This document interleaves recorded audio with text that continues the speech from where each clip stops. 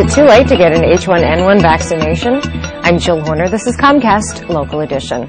With me this hour is Stephanie Garrity, Health Officer for the Cecil County Health Department. Thanks so much for being with us. Thanks for inviting me. And that's the first question. Is it too late to get an H1N1 vaccination? Absolutely not.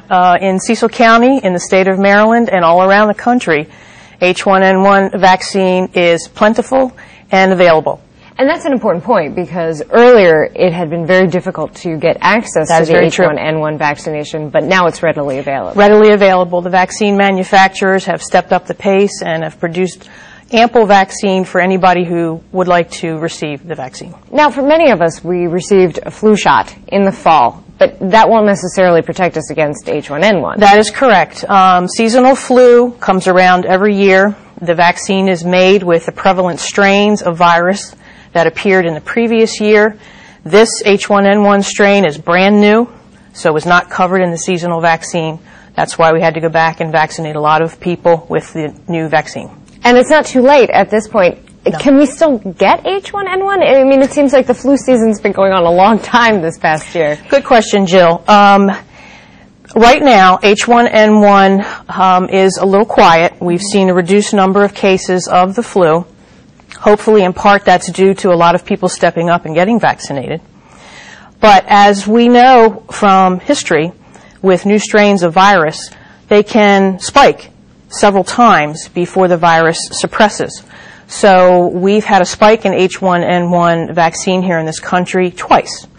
Back in April and May, and in October and November, we could see another one coming, and we want to make sure that we suppress it as best we can. And the best way to do that is with vaccination. So obviously anyone can get the flu, can get H1N1, but there are certain groups that are at higher risk, priority groups. What do those groups include? Early on, when the vaccine was first coming out, the groups that were most affected by the virus were children, people with chronic medical conditions or compromised immune systems, and pregnant women. So those are the folks that we wanted to target early on with the first supplies of vaccine. And healthcare workers as well? Healthcare workers are a big part of the priority groups to be vaccinated because they come in contact with these groups, pregnant women, children, and those with chronic health conditions. Now, previously, the H1N1 vaccination had been given to these priority groups, but now it's open to everyone, and you're actually offering the vaccination for free. That's correct. Local health departments around the country received funds from the federal stimulus money to pay nursing staff and support staff to provide vaccine for free to anyone who would like to receive the vaccine. And you're actually offering this on Tuesdays from 2 p.m. to 6 p.m. at the Cecil County Health Department. That's correct. We don't need to make an appointment? No, okay. That's the beauty of it. Just put 2 to 6 in your schedule and stop on in, and we'll have you in and out of there within 15, 20 minutes. Is this a safe vaccine? Very much so. There have been a lot of concern about that. Yes, very much so. This is a safe vaccine. It's been